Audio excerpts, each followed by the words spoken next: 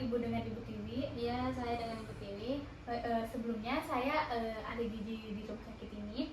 Baik, sebelumnya saya mendapatkan data, dan data di sini tuh dalam indeks massa tubuhnya Ibu tuh obesitas. Lalu dan Ibu didiagnosis obesitas dan dislipidemia. Apakah sebelumnya Ibu tahu? Oh, saya nggak tahu sih apa itu dislipidemia dan obesitas.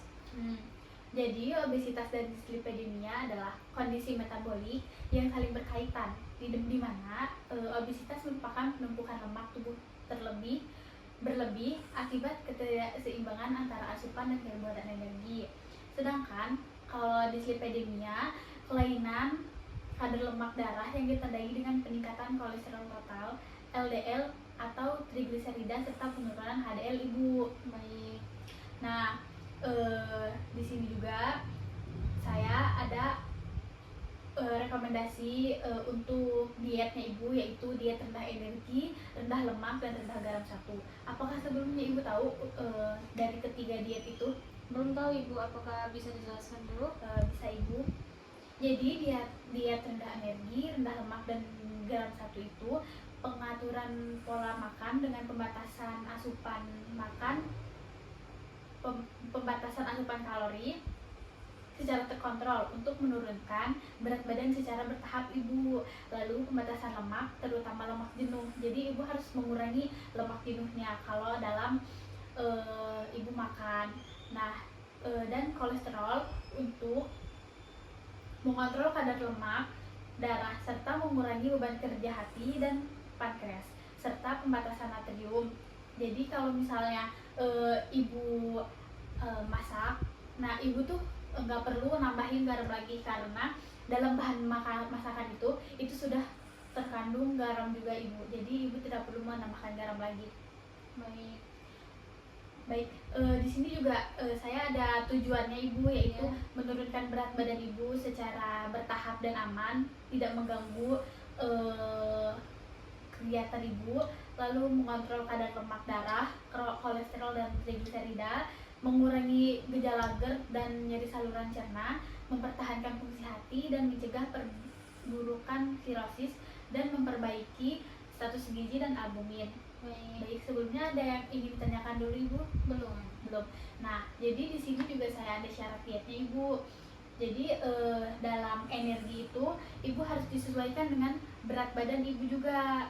Tidak boleh berlebih dan tidak boleh kekurangan, jadi harus pas ya Bu ya. Iya, gimana itu? Jadi nanti saya sudah hitung kebutuhan energinya, nanti saya beritahu dulu Bu. Yang lainnya dulu ya. Nah, untuk lemaknya, asupan lemaknya itu sekitar 25-35% Ibu dari total energi. Untuk proteinnya sekitar 15% dari total energi juga. Lalu karbohidratnya itu karbohidrat sedang ya, di sekitar 50-60%. Lalu seratnya harus serat tinggi Ibu, jadi harus banyak makan sayur ya Bu ya. 25-30 gram per hari. Lalu saya juga ada cara mengatur dietnya nih Bu. Gimana itu? Nah, jadi Ibu harus makan teratur dengan porsi kecil, tapi Ibu sering makan. Jadi porsinya tidak banyak dan tidak kurang.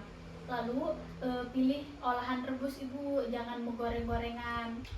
Hindari gorengan, hindari santan-santanan Ibu, dan gula kayak gitu. Lalu hindari makanan pedas berlemak dan makanan larut malam.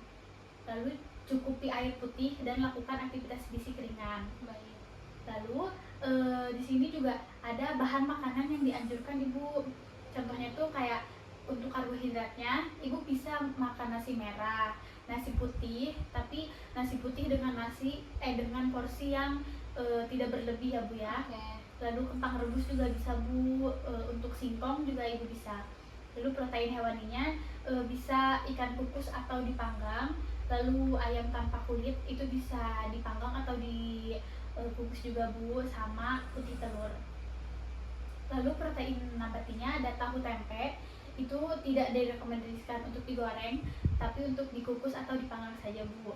Lalu ada sayur, bisa bayam, wortel, labu siam, buncis, dan brokoli.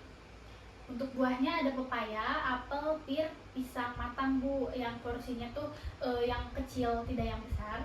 Lalu untuk lemaknya minyak nabati itu tuh kayak secukupnya aja, nggak boleh berlebihan ya Bu ya. Oke.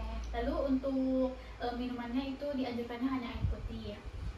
Bahan yang tidak dianjurkannya itu kayak nasi goreng, mie instan, kue kayak gitu Bu. Oke. Lalu untuk proteinnya juga yang digoreng-goreng itu tidak dianjurkan Bu. Oke. Lalu untuk sayur, untuk kol, sawi itu tidak dianjurkan juga karena dia mengandung gas ya Bu ya. Ya. Lalu buah juga durian itu tidak dianjurkan, durian nangka. Lalu untuk lemaknya santan Bu, tidak dianjurkan. Lalu minumannya minuman bersoda. Ya, baik.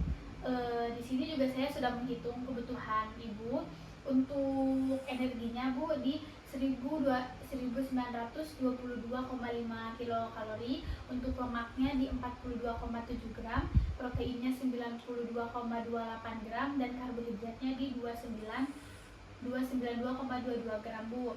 Nah, di sini juga saya sudah merekomendasikan menu untuk Ibu dari makan pagi, siang sampai makan malam. Nanti Ibu bisa cek aja di leafletnya. Ya. Baik, sebelumnya adakah yang ingin bertanya Bu? Belum.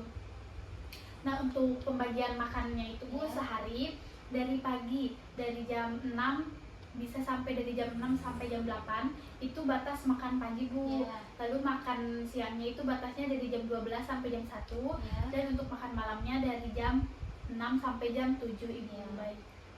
Itu yang saya dapat sampaikan. Ya. Apakah Ibu ingin bertanya?